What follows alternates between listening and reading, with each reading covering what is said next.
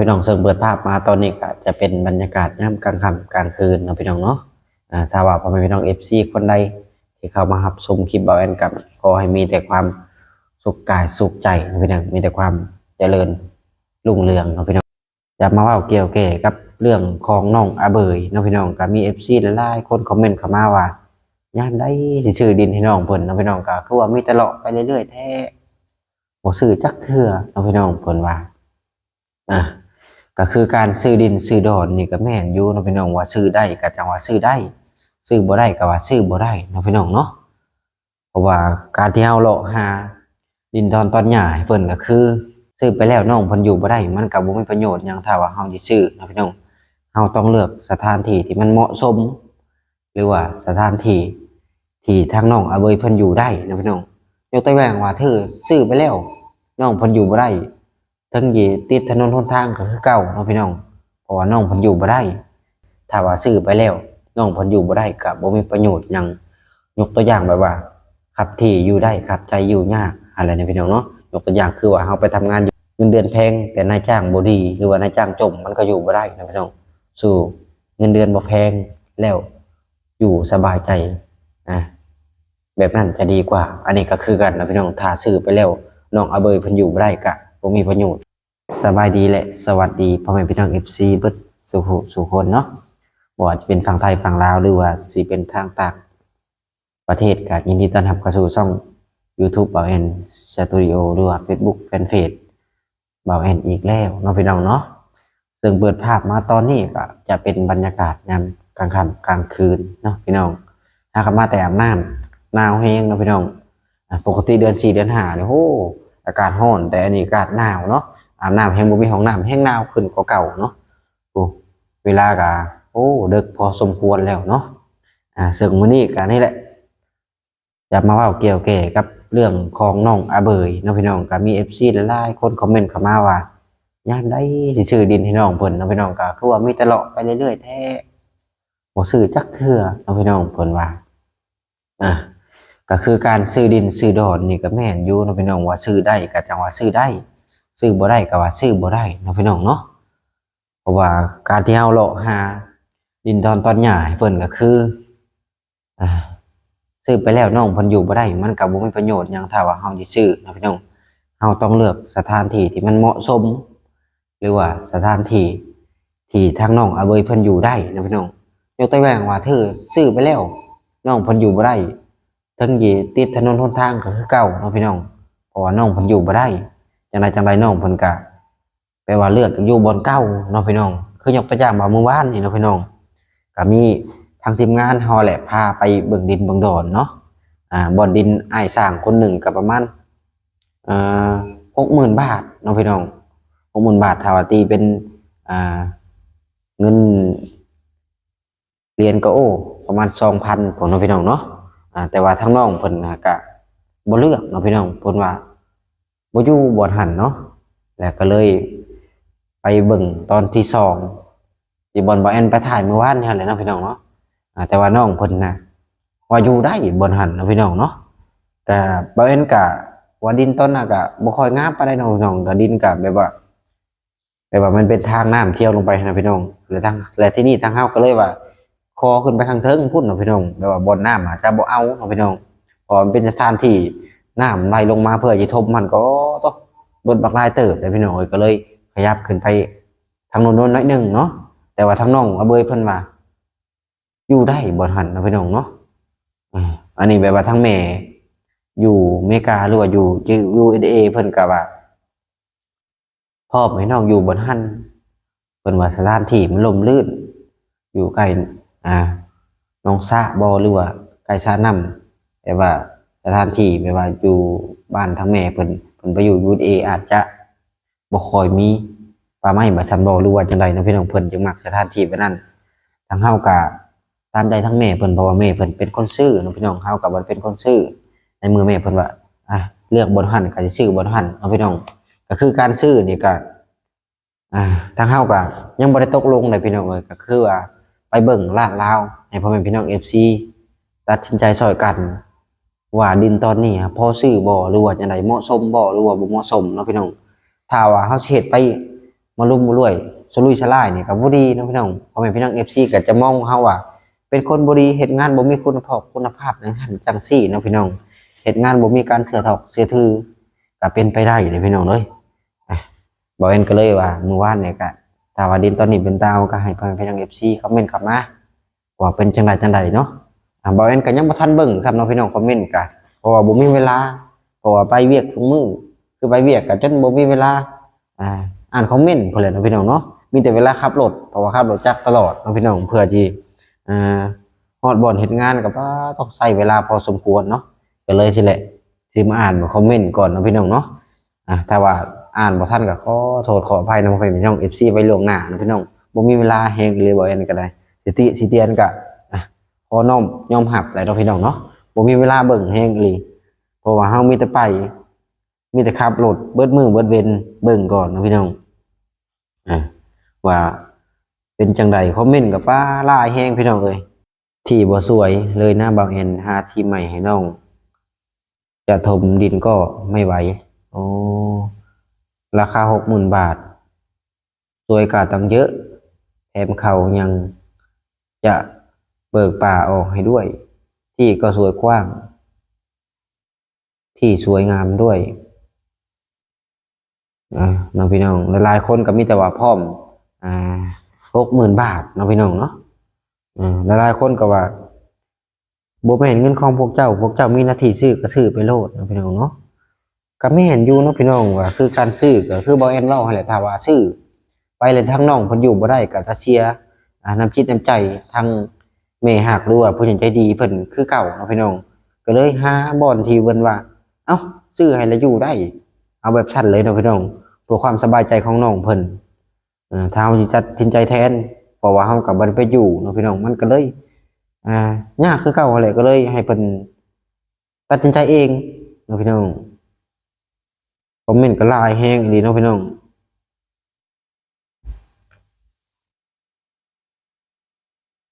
ที่ต่ำเกินไปเยอะอันตรายกับ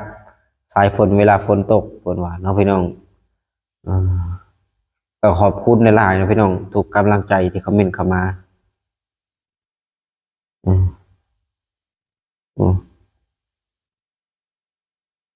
จ้าผู้ใหญ่ใจดีว่าที่บ่งามก็ซื้อเลยนะคะ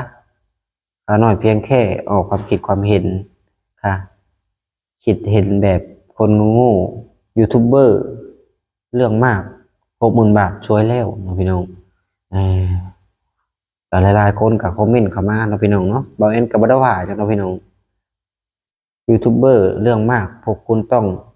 เชื่อเจ้าของเงินเขาให้ซื้อตรงไหนก็ซื้อเพราะเงินเขาไม่ใช่เงินพวกคุณพี่น้องคอมเมนต์ยูทูบเบอร์เรื่องมากที่สร้างขอเมนูดีๆแล้วไปเอาที่ถูกแต่ไม่สวยน้องพี่น้องก็คือที่บ่สวยแต่ว่าน้องเพิ่นอยู่ได้ตอนนี้น้องพี่น้อง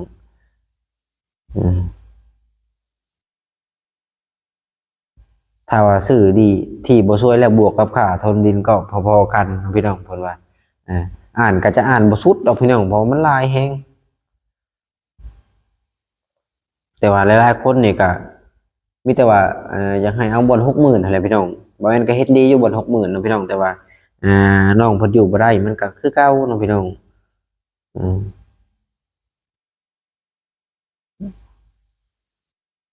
ไม่เชื่อจะลบหลู่ปฏิทินมีจริงพบกันด้วยบังเอิญแท้ๆที่เป็นสายเลือดไม่รู้จักว่าลานระกำลำบากต้องดิ้นรนพบกับด้วยแห่งพลังบุญน้องยังมีบ่าวแอนที่บ่งามไปหาตรงที่ดีๆหน่อยใกล้คนแท้น้องกล้าอยู่ไปหาซื้อที่พอตู้โจยแบ่งขายนะพี่น้องการที่พ่อแม่พี่น้อง FC อยากให้น้องอเบยไปอยู่กับพอตู้โจยหรือว่าบ่าวสายพลน้องพี่น้องเนาะกับบ่าวแอนกะสิสรุปบ่หนีเลยว่าต้องหนีเลยนะพี่น้องเนาะคือน้องอเบยนี่คงจะ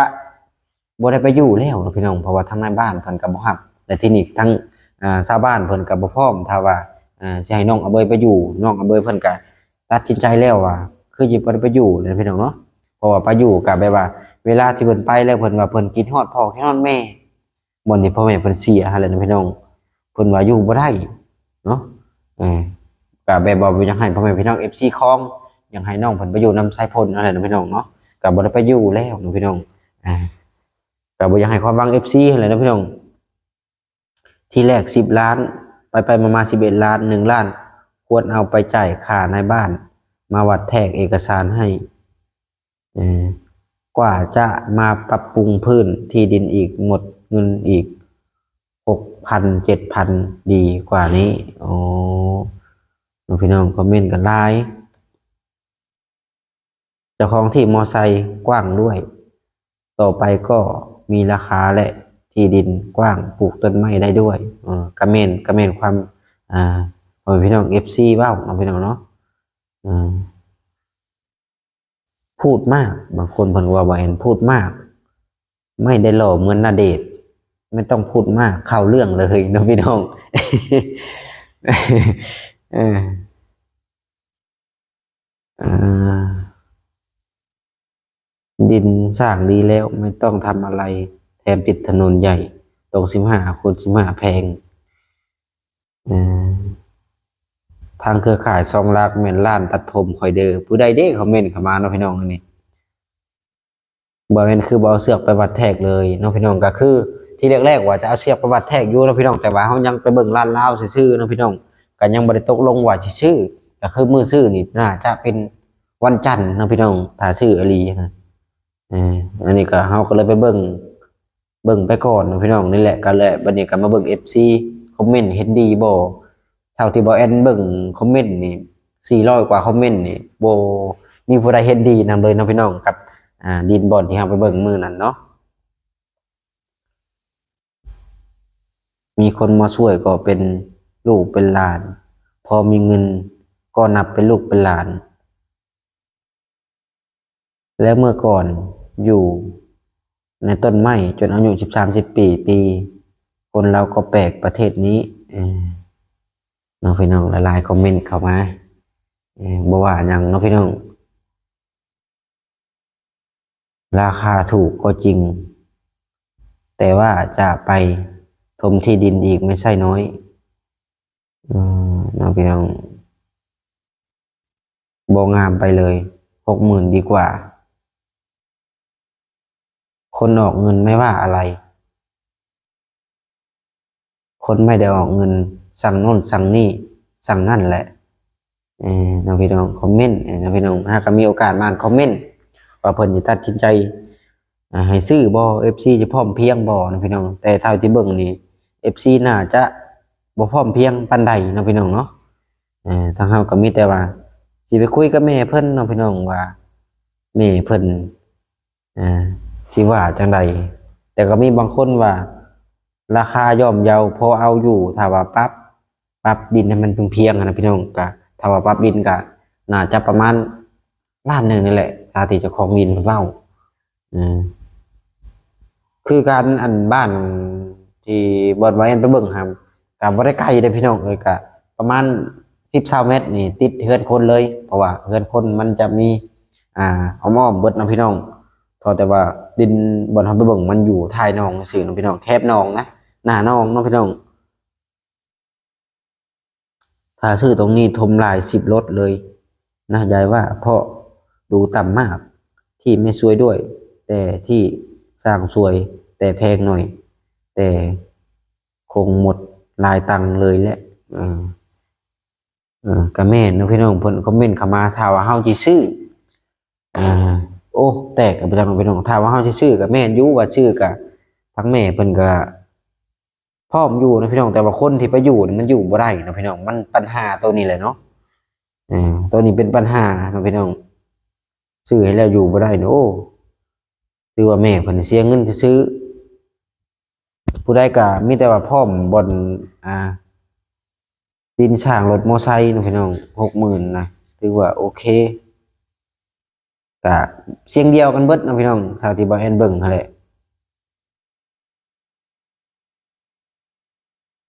มีแต่ราคา60,000นะพี่น้อง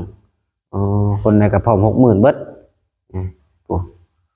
ก็ขอบมุกขอบใจหลายๆนะพี่น้องที่พ่อแม่พี่น้องFCคอมเมนต์กันเข้ามาก็เฮ็ดให้เฮารู้จักว่าตัวใดถูกตัวใดผิดนั่นแหละนะพี่น้องเนาะเบิ่งในพี่น้องคอมเมนต์หลายอีหลีมีทุกคอมเมนต์นะพี่น้องผม400 500คอมเมนต์นะพี่น้องก็คอมเมนต์ผู้ใดแหน่ก็เบิ่งเอาเด้อพี่น้องเด้ออาจจะเป็นคอมเมนต์พ่อแม่พี่น้อง FC ที่เบิ่งบ่แอนอยู่นี่แหละนะพี่น้องเนาะเนาะพี่น้องก็จะมาสรุปเลยบัดนี้เนาะพี่น้องก็เบิ่งคอมเมนต์ไปกันหลายนาทีพอสมควรเนาะพี่น้องเนาะก็หลายๆคนก็ว่าแนะนำให้ทางทีมงานเฮานี้เอาดินบอน60,000นั่นดีแล้วดีสุดๆนะพี่น้องก็คือ60,000นะก็แม่นอยู่นะพี่น้องว่ามันติดถนนหนทางแต่ว่าทางน้องอเบยเพิ่นว่าถ้าว่าซื้อดินบอน60,000นะทางน้องอยู่บ่ได้เพิ่นคิดฮอดบ้านคันซื้อบอน60,000นะเพิ่นจะกลับไปอยู่บ้านนาทองดีกว่านะพี่น้องกลับไปอยู่บ่อนคืออาจารย์ที่น้องอยู่คือกว่านะพี่น้องถึงมันสิอยู่ในป่าเพิ่นก็สิอยู่หั่นหนึ่งมาถ้าที่บ่แม่นคิดนะพี่น้องก่อน้องเพิ่นอยากอยู่บนหันหนึ่งมาความเคยชินนะพี่น้องน้องเพิ่นอยู่ในหันแต่ได้น้อยจนใหญ่ตั้งแต่อยู่กับพ่อกับแม่เพิ่นนะพี่น้องก็จนเฒ่าพ่อเสียแม่นี่ปะนะพี่น้องเพิ่นจึงเคยชินหันเนาะเพิ่นก็เลยว่าถ้าว่าเลิกได้เพิ่นอยากให้ไปซื้ออยู่บนหันคือเก่านะพี่น้องก็คือซื้ออยู่บนหันน่ะช่างที่บ่แม่นคิดว่าโอ้ถ้าว่าเฮามีโครงการช่วยเหลืออีหลีนะพี่น้องการไปกันมาน่าจะลำบากเพราะว่าช่วงนี้กำลังหมอจอจันเข้ามาแล้วได้นะพี่น้องพ้นก็เริ่มสิตกแล้วก็เลยตัดสินใจพาผมไปเบิ่งเมื่อวานนี่เนาะบอลเมื่อวานนี่แหละนะพี่น้องบอล11 ล้านนะที่แรกๆนะ10 ล้านแต่เบิ่งไปเบิ่งมาก็11 ล้านเนาะพี่น้องก็บ่ฮู้ว่าอีหยังเนาะเพิ่นน่าจะคิดไล่ไว้ค่านายบ้านเปอร์เซ็นต์บ่เนาะพี่น้องหรือว่าจังไดทางเฮาก็ยังตัดสินใจบ่ได้อยู่ว่าเฮ็ดจังไรเนาะพี่น้องแต่ถ้าว่าขี้ไล่กันในเมื่อแม่เพิ่นซื้อให้อีหลีก็น่าจะซื้อเนาะพี่น้องเพราะว่าคนที่ซัพพอร์ตทีมงานเฮาเพิ่นเต็มใจช่วยน้องอเบยบ่หันเพิ่นมักบ่หันเนาะพี่น้องและทั้งน้องอเบยก็มักบ่หันเพิ่นก็เลยแบบว่าตัดสินใจถือกันและคนที่ซื้อให้ก็มักซื้อบ่หันเนาะพี่น้องเนาะและคนที่อยู่ได้ก็อยู่บ่หันเนาะพี่น้องเนาะก็เลยว่าสิชื่อบนหันอะไรพี่น้องแต่ว่าพอเป็นพี่น้อง FC กับบ่พร้อมก็ชักเจนจังไดเนาะพี่น้องเนาะอันนี้ก็บ่เป็นหยังเนาะพี่น้องช่วยกันคอมเมนต์เข้ามาก็ดีสุดๆเนาะแบบว่าถ้าเฮาเฮ็ดบ่ถูกปานใดเฮาก็สามารถมาปรับปรุงตัวเองเนาะพี่น้องเนาะอันนี้ถ้าว่าบ่เป็นพี่น้อง FC บ่คอมเมนต์เข้ามาเฮ็ดผิดบ่ผิดเฮาก็บ่ฮู้นะพี่น้องก็ขอบคุณพ่อแม่พี่น้อง FC หลายๆที่คอมเมนต์เข้ามาหาแหละนะพี่น้องเนาะก็ประมาณนี้แหละนะพี่น้องเนาะก็มานั่งอ่านคอมเมนต์เพราะว่าผมมีเวลาอ่านนะพี่น้องแต่ละมื้อก็กลับมาบ้านจนค่ำยามเช้าก็ออกบ้านแต่เช้าเพื่อจะไปฮอดผูกออกตั้งแต่8 โมงเช้านะพี่น้องไปฮอดผูกอะ